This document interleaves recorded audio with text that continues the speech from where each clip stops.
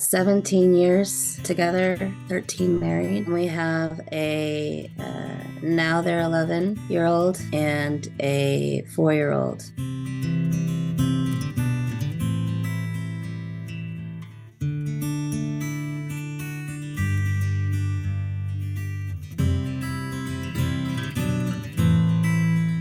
Brian was a goofy kind of guy. He, back in the day when we had MySpace and you had that tagline there, he would put in there, "Tall, dark, lurks in doorways." He's kind of funny that way. He was genuine, sweet, kind. He was an artist. For his career, he was an art installer.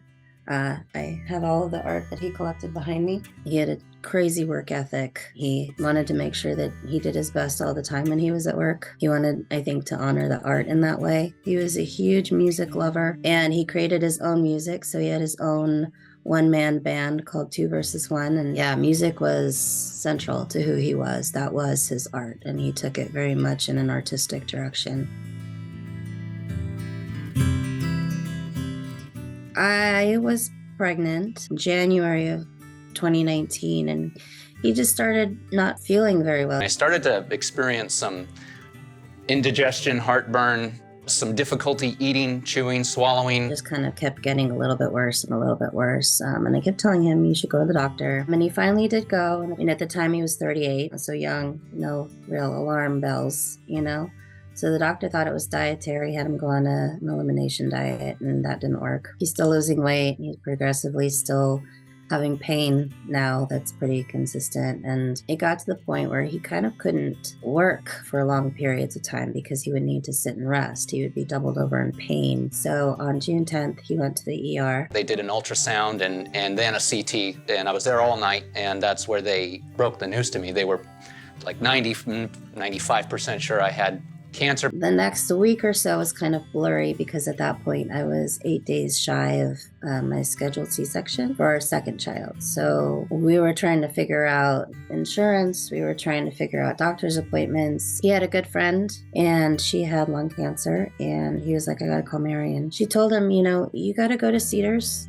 You gotta go there and just go into the ER, and they're gonna take care of you there. You can't worry about the money. You can't worry about the insurance. You can't worry about any of that right now. You gotta get treated." So on June 15th, his sister, who was a huge, huge help and advocate for him in this period, took him to Cedars ER. I feel like my sister was sort of a guardian angel for me during that time. They got an endoscopy going.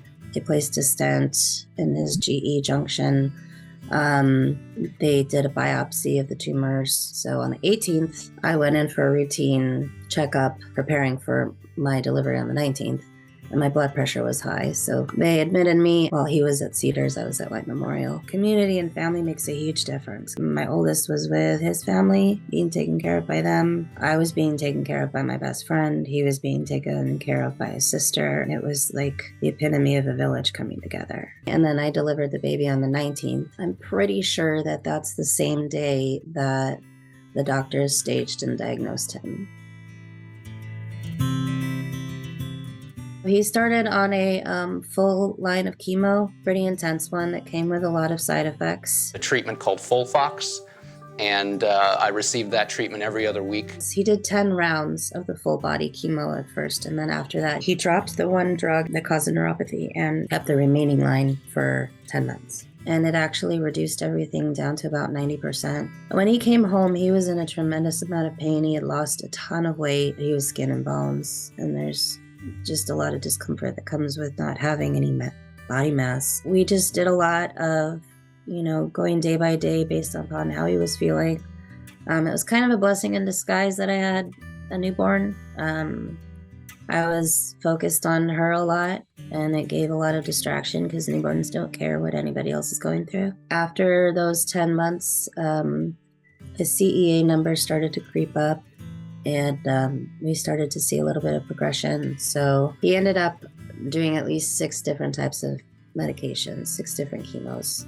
And he was set to go on a trial, but basically one of the tumors burst. His blood pressure was dropping, he was dizzy, he wasn't feeling well, so we took him to City of Hope, and he was bleeding internally. And so they were trying to do an embolization to stop the bleeding, but it was unsuccessful. It came to a point where half of his liver was covered in tumor. and the other half was bleeding. So there wasn't any kind of return point back from there. And that's when we both knew it was time to come home. So he came home on May 12th. Yeah, he came home on May 12th and he passed on May 13th.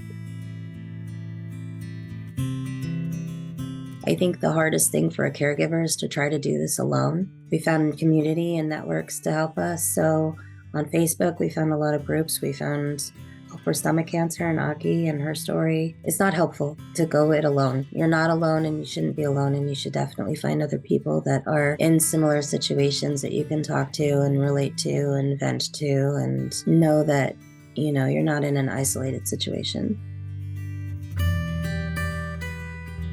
That there's better, earlier screening. And being young, it doesn't exclude you from the possibility of having this. So I think if you're able to catch it earlier, there's just a lot more opportunity to have a longer survival. And my general hope is just to find joy. It's not an easy path, supporting somebody through a cancer journey. And finding joy is hard when you're in the midst of it. And finding joy after losing someone you love is hard. So that's a goal that we've been working on, is trying to find it wherever we can and just embracing it. And that was how Bryan lived and how Bryan handled his illness.